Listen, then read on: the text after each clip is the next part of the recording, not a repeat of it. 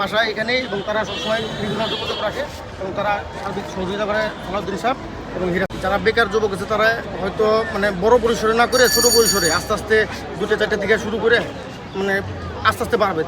আমি যেটা লক্ষ্য করছি যে এই জাতের মুরগিগুলো এখন বর্তমান সময় অনলাইনে বিক্রি হচ্ছে, আপনারা কি অনলাইনে বিক্রি করছেন? আমরা অনলাইনে এবং সরাসরি আমাদের হ্যাচারিতে আসলে আমরা বাচ্চা বিক্রি করি। আপনার নাম? মোহাম্মদ নাজমুল আলম বাবু।